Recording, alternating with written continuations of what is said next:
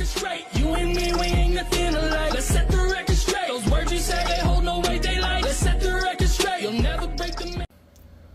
Hello everyone, and welcome back to another Diecast review. Today we have Conor Daly, is how I believe his last name is pronounced, with another Money Team paint scheme. We've only got one number 50 car before, and that was the Pit Viper car. That car was really awesome, and I think that thing's actually really rare. So I'm assuming this one might be the same way, but I kid you not, as soon as I look at this diecast, like when I went to do the diecast review, not in the diecast hall, it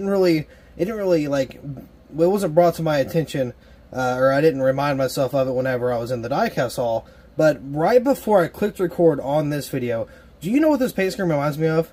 Does anybody remember, surely to God somebody does anybody remember on the DVDs, right? It would be like, it was that coming soon screen to like a theater near you, like a DVD, like, you know, something, right? And it had like that blue and gold and all that stuff. I have to find that like image and put it on the screen right here, because that is exactly what it reminds me of, and that came out of nowhere.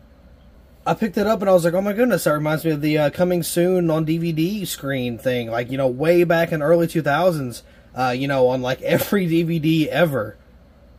So in a way, to me specifically, this car screams nostalgia for no reason at all, other than just the color combination. But I do have one thing to kind of nitpick about this car. Honestly, maybe two things. Well, maybe a couple of things, actually. Okay, so, actually, you know what? We'll go ahead and get into that after we open the box, because I want a full view of this paint scheme whenever I go to talk about it. So this is the bitnile.com car. I'm assuming that's Bitcoin. I mean, if I had to take a wild guess. I mean, coming from the Money Team, Bitnile, I mean, Bitcoin, I mean, it's got to be in there somewhere, right? It's either I'm on the dot, really close, or super far off, which any of them could be possible. But yeah, the paint scheme itself isn't really that bad.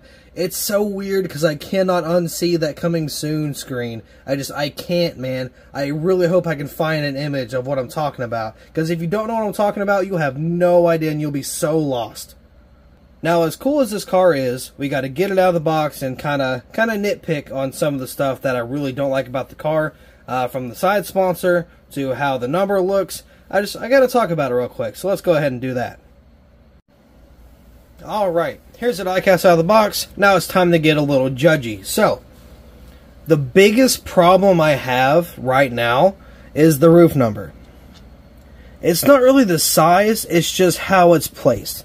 This should be more like this edge should be more here, and this edge should be more like here. It's a lot more just shoved off to the side, which I don't know if that's a Lionel mistake or if that's just how the car was. And also, it needs to be just a little bit bigger, just a little taller, a little fatter, and we'll be doing alright. So that's the first thing. Second thing, same thing with the number. Not really the placement in terms of, you know, how far over it is, it's how high up it is. We need to bring it down a notch, just probably like right here, and we'll be good. Now, the big thing, one of the bigger things, Bitnile right here, okay, nothing wrong with the sponsor, but look at how much area, like surface area, they could have covered. They could have went from the E right here all the way down to the B probably about right here. Scoot this back number just a little bit, drop it down, perfect. But this thing is just so off, and I don't think that's how, or I don't think Lionel did that. I think that's just how the car was. I know with the sponsor placement, yeah, that's how the car was. But I just mean in general, I don't know if the number being so high up was actually Lionel's fault.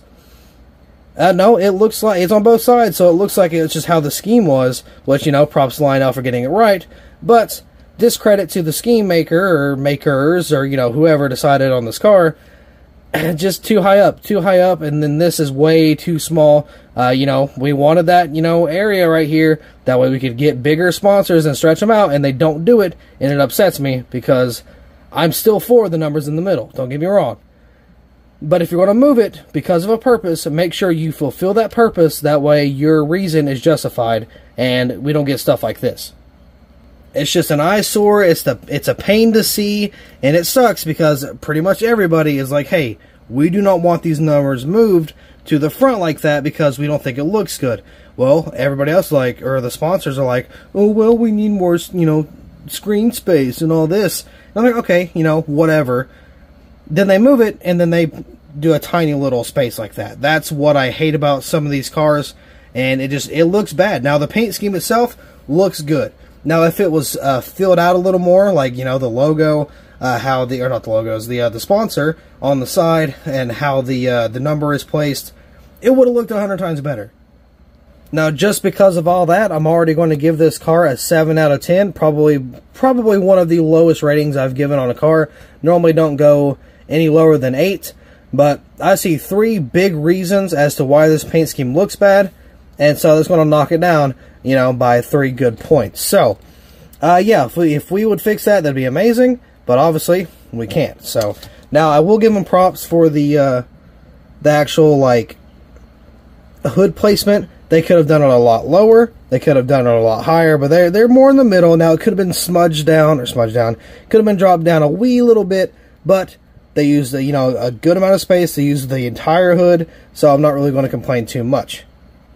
On the hood we have, oh, this also matches my coming soon the DVD thing. Coming 2023, the first global Bitcoin, so I was right, marketplace. Bitnile.com, so it is a Bitcoin marketing website. You know, again, I could have... That was, you know, not a very, you know, difficult guess. You know, that one was pretty simple. So, yeah, Bitcoin, just another Bitcoin that's probably going to fall through. No offense, but they normally do. So, I mean, that's just kind of my take on the whole Bitcoin thing. Bitcoin, with an N. There's an N on that. Got the Chevy bow tie and Daly on the banner here. On the roof, again, we kind of talked about the placement for the 50 number. Not very good. Could have been a little bigger too, but, you know, I guess it is what it is.